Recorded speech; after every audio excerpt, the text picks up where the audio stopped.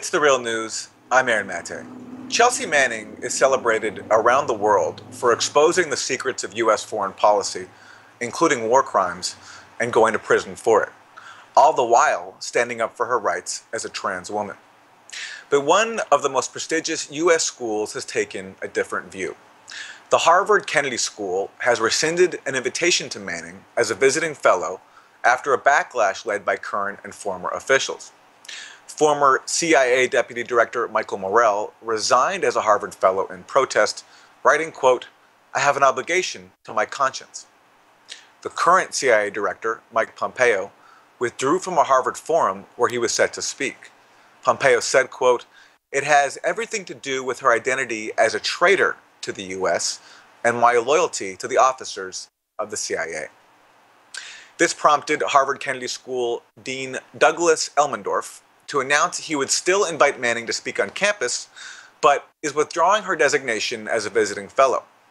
Elmendorf wrote, quote, "I see more clearly now that many people view a visiting fellow title as an honorific, so we should weigh that consideration when offering invitations." Joining me is someone who knows about the consequences of government whistleblowing. John Kiriakou is a former CIA analyst who exposed the agency's torture program and became the only official jailed in connection with it. John, welcome. Thanks for having me. Happy to be with you again. Thank you for joining us. Your reaction to Harvard's decision? To tell you the truth, I was disgusted by Harvard and by its decision for a couple of reasons. It was bad enough that the John F. Kennedy School of Government disinvited Chelsea Manning, but then to try to justify its actions, it dug itself deeper in a hole. CIA Director Mike Pompeo made a ridiculous, hypocritical statement today, saying that, or yesterday I should say, saying that Harvard had traded someone who had served his country with respect and dignity for someone who had committed treason against her country.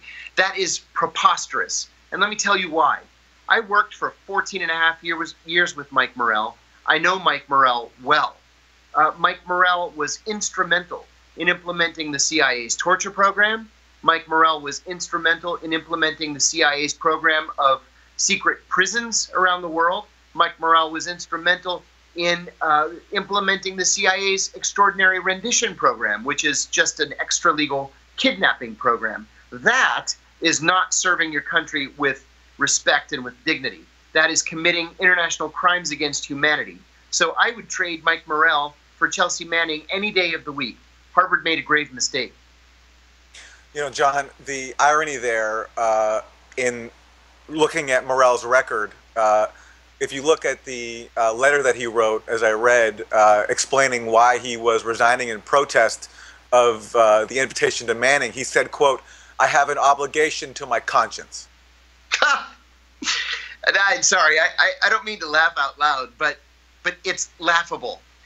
Where was his conscience when we were murdering people during interrogations at the CIA? Where was his conscience where we were creating these dungeons in foreign countries to torture people in? He had no conscience, and now his conscience tells him that he can't serve, not even in the same program, but in the same school with a whistleblower, a woman who meets the very definition of whistleblowing, which is bringing to light any evidence of waste, fraud, abuse, or illegality.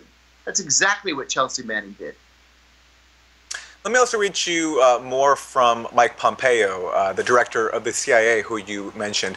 He wrote, in defending Morell's decision, he wrote, "It has everything to do with her identity as a traitor to the United States of America and my loyalty to the officers of the CIA." Accusing Manning of treason, that's a charge that she was not convicted of. No, I mean, Mike Pompeo isn't as smart as he would like to think that he is. There's, of course, a legal definition of treason, and Chelsea Manning's actions bear no resemblance whatsoever to the constitutional definition of treason. Mike Pompeo is a politician, and he's a politician who's in over his head. He's out of his element. He simply doesn't know what he's talking about. You know, John, if you could help me do a little bit of psychoanalysis here. What do you think goes on in the minds of people like Mike Morell, Mike Pompeo, all of those who are so outraged, so livid over granting someone like Chelsea Manning, who stood up for her conscience and went to jail for it, granting her a relatively mild honor, a visiting fellowship. It's not like she got the Nobel Peace Prize, which of course many people think she should get. But what do you think goes on in their minds when they see this happen, and why they react so angrily in response? I think that the likes of Morell and Pompeo and Tenet and Phil Mudd and Steve Kappas and all these other people, Jose Rodriguez, all these other people who have been implicated in the CIA's torture program and other extrajudicial programs, have to double down. They have made decisions over the courses of their CIA careers that are indefensible. But when they die and their obituaries are written, the first thing that's going to be mentioned is these programs. And so they have to repeat this lie over and over and over again, that things like the torture program and the rendition program and the secret prisons were illegal and somehow benefited the American people and kept the country safe. They have to keep repeating that lie, hoping that if they say it enough times, the American people will finally come to believe it. So when someone like Chelsea Manning gets, as you say, this very, not that big of a deal honor to be a visiting fellow at Harvard, the torturers have to double down. Right.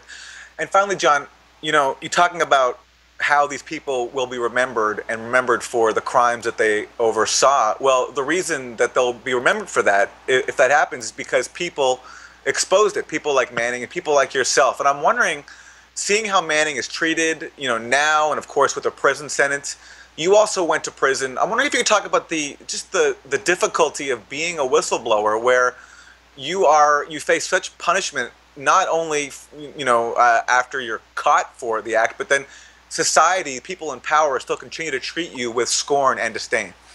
Oh yeah, unless your name is Scooter Libby, for example, or David Petraeus, unless you're a friend of the president or you have 4 shiny stars on your shoulder, you're pretty well ruined. The goal is not just to give you a year or 2 or 7 in prison. The goal is to ruin you permanently, not just because they don't like you, but because they want to make an example of you so that other people don't take your cue and blow the whistle on waste, fraud, abuse, and illegality.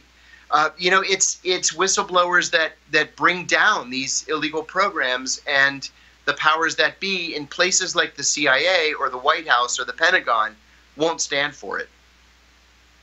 John Kiriakou is the former CIA analyst who went to prison for exposing the torture program. Now he's the co-host of the show Loud and Clear with Brian Becker on Radio Sputnik. John, thanks very much. My pleasure. Thanks for having me. And thank you for joining us on The Real News.